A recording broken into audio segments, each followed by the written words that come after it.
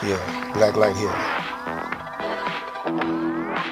DIY stands for do it yourself. So we're gonna have a do it yourself network. And when the weather gets better here in Detroit, I'm gonna go around to these different block clubs. I'm gonna try to unite all the block clubs in Detroit. And what we're gonna try to do is clean up uh, these blocks that need cleaning up. If I could just get them brothers' head out of politics, out of sports, basketball and baseball, and get them away from them strip joints, get them away from getting high, then you can just think all the money you can save, the extra money you could put into precious metals and buy farmland. Oh, I forgot about the lotto.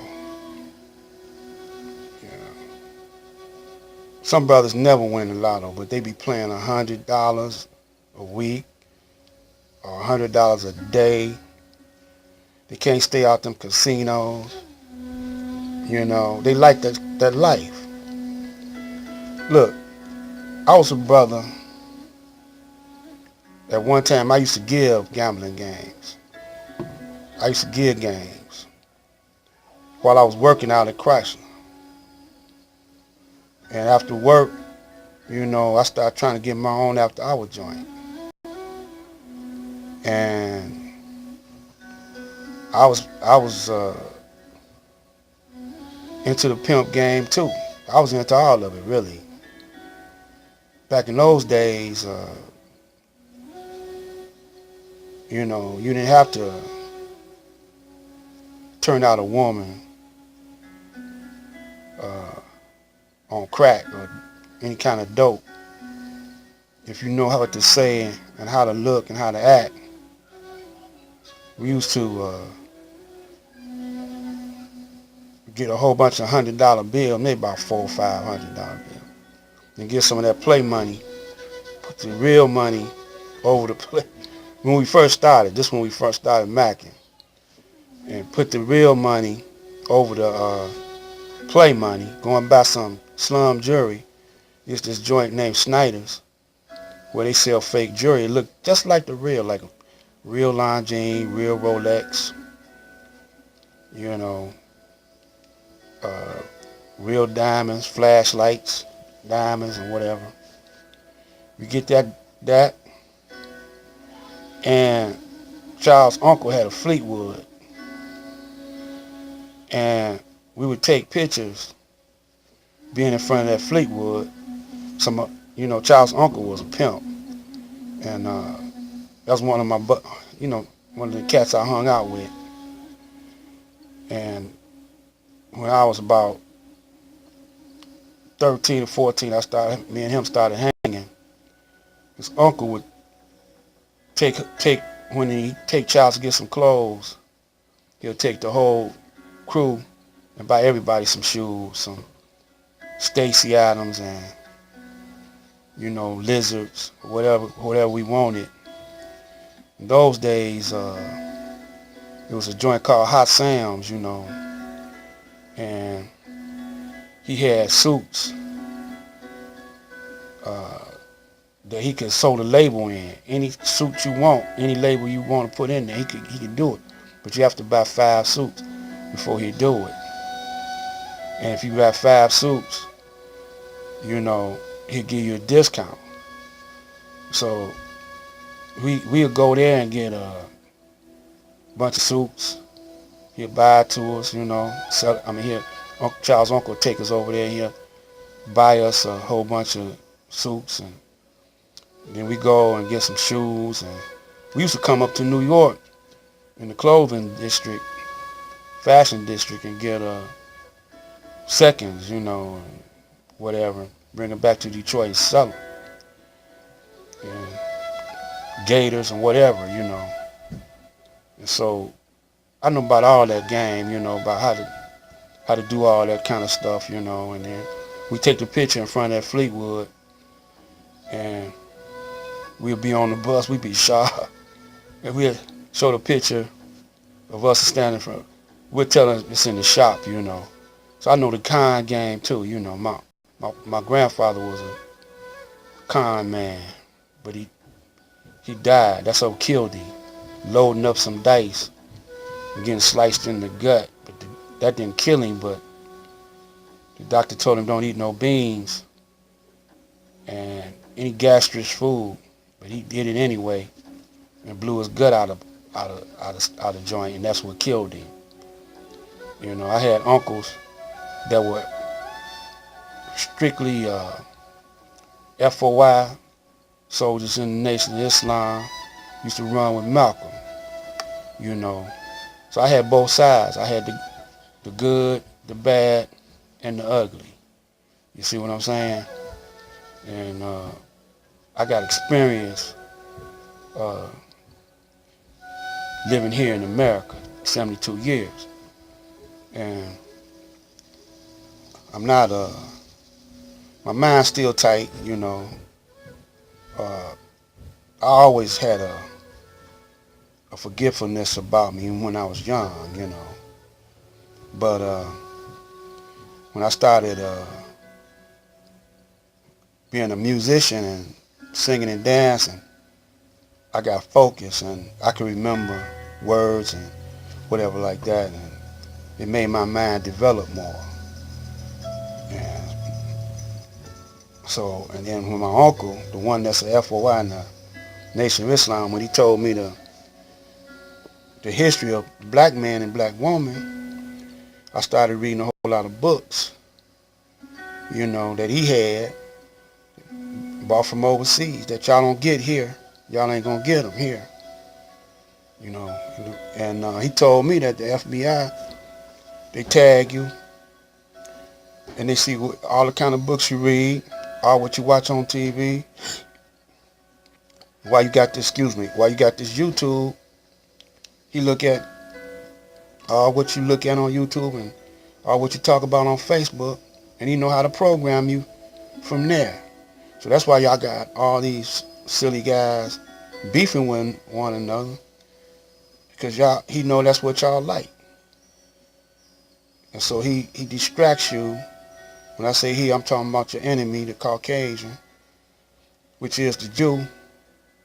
He getting ready to make his move over there in Israel. You know, it's going to be a hell of a war.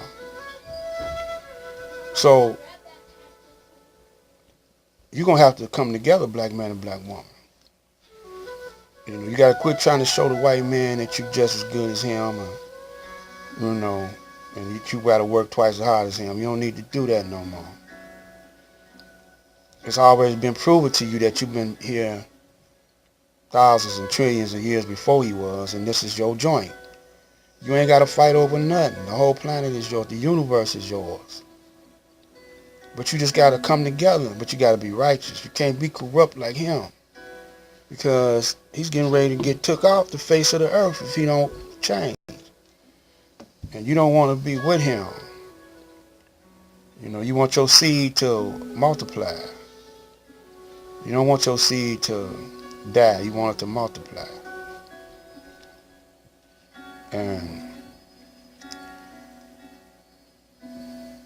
we got a small window of opportunity to be righteous and to start building this ark. Getting ready to rain, you know. And we're going into the ark. The ark is righteousness and unity. You know, that's all we got to have is righteousness and unity. And the love, when you love righteousness and when you love unity, that's all you need as far as love concerned. It'll take care of itself.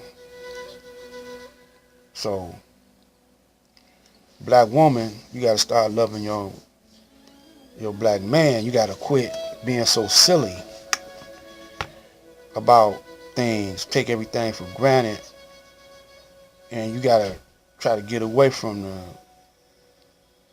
the way this world mindset is, how they think. Quit being a consumer Quit following trends. Quit trying to be so jazzy. You know, leave that to the white woman. You know, be humble and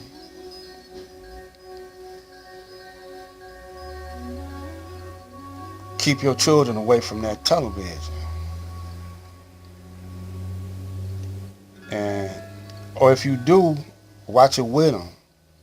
If you do let them watch TV, watch it with them.